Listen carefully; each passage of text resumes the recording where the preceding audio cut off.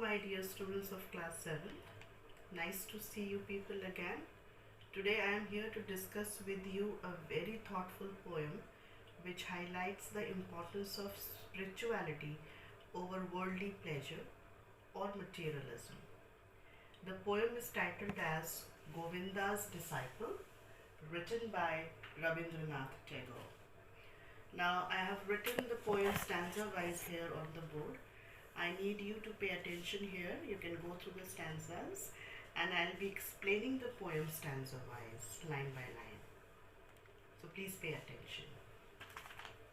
So children, the poem's central idea revolves around the renunciation of one's attachment to material possessions to create space for divinity to enter our minds and make it fertile for spiritual endeavors.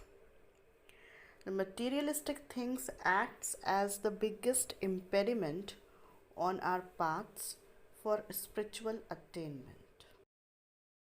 Now, the main characters in the poem are the Sikh Guru Govinda, who is sitting at the bank of the river reading his scripture, and the other character is Raghunath, who seeks some knowledge from his Guru.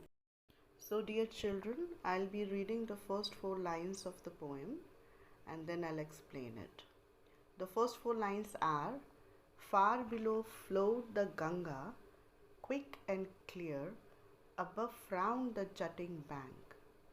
Hills dark with the woods and scarred with the torrents were gathered around. The poem begins with natural imagery transporting the readers from their worldly surroundings into the lap of nature. Now here the river Yamuna can be seen at a distance, flowing swiftly and clearly through the wilderness. The bank of the river is lined with jutted rocks that make it seem as if the river bank is set into a perpetual frown. The landscape is surrounded by hills on all sides, and the dense foliage of trees growing on the hills gave the hills a dark appearance. And they were scarred by the many fast moving streams that journeyed through the hills. So this is a very beautiful imagery created by the poet. Now dear children, as you may see that I have underlined 2 words in these 4 lines. The first one is jutting. I have done so just to tell you the meaning of these 2 words. Jutting means something that is extending outwards. So we are talking about the hills here, and this is what the poet Rabindranath Tagore is trying to show you, that the hills were jutting bank, that means extending to the bank of the river. The another word is torrents. Torrents means swiftly flowing, very fast. Now as we are talking about the water there of the river, so the water in the river was swiftly flowing. So that was the meaning of the word torrents.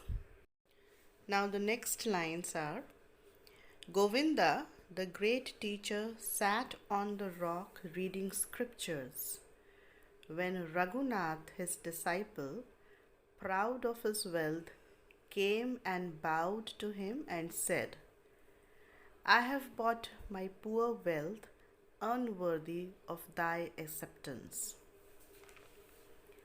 Now it is in the midst of this wild habitat and natural beauty that the great Guru Govinda, one of the founders of the Sikh religion, sat on a rock and reading his scriptures.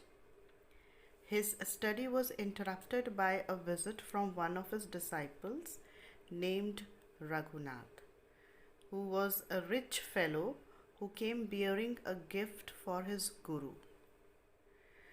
Now, bowing in front of Govinda, Raghunath said to his Guru that he had brought a small present for him in hopes that it would be worthy of the great sage's acceptance.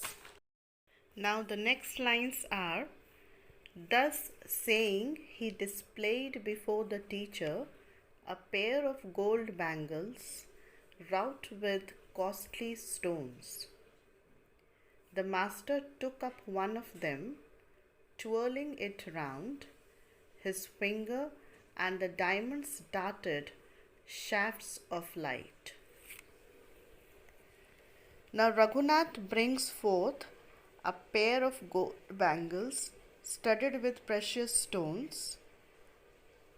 Now precious stones here stands for expensive gift indeed, as these were the gold bangles studded with precious stones. So Govinda picked one of the bangles up and twirled it around in his finger, while the diamonds on the piece of jewelry scintillated by refracting the sunlight. So that is why it was shining when he was twirling round in his finger. The next lines, suddenly it slipped from his hand and rolled down the bank into the river. Alas! Screamed Raghunath and jumped into the stream. The teacher set his eyes upon his book, and the water held and hid what it stole and went its way. Now here what is happening, that Govinda was only observing one of the bangles when it suddenly slipped from his finger and rolled down the stony bank and went into the river. Taken aback by the loss of his precious gift, Raghunath screamed in disappointment and jumped into the water to retrieve the bangle he had brought for his guru. Govinda continued to sit on the rock and read his scripture. He was unbothered by the frantic attempts of Raghunath to bring back his precious gift to him. Now, what else is given here in these lines? That the water too seemed unbothered by Raghunath's search and continued to hide away the bangle, as if it had decided to steal the same away from Raghunath. Now we have reached the last few lines of the poem, and they are, the daylight faded when Raghunath came back to the teacher, tired and dripping. He panted and said, I can still get it back if you show me where it fell. The teacher took up the remaining bangle and throwing it into the water and said, it is there. Now here what is happening, that Raghunath came back to his teacher, to his guru. He was dripping with water and exhausted, came back to Govinda, having spent the whole day looking for the bangle in the water.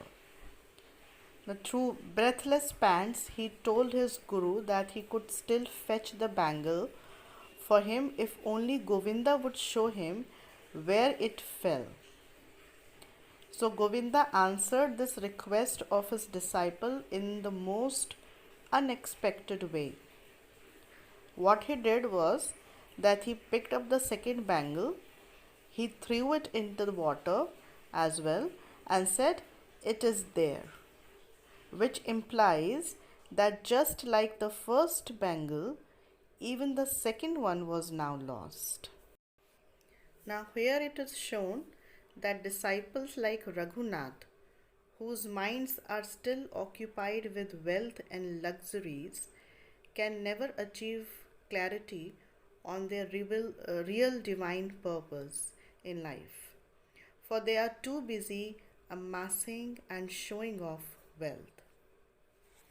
In this poem, the great Guru Govinda, by throwing his gift of bangles into the river, offers a profound lesson to such inauthentic disciples who are still struggling with materialism's hold over their minds and lives.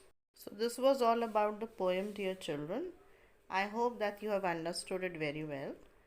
Please go through the lines of the poem as you can see it on the whiteboard and try to recall the explanation of the poem. Thank you.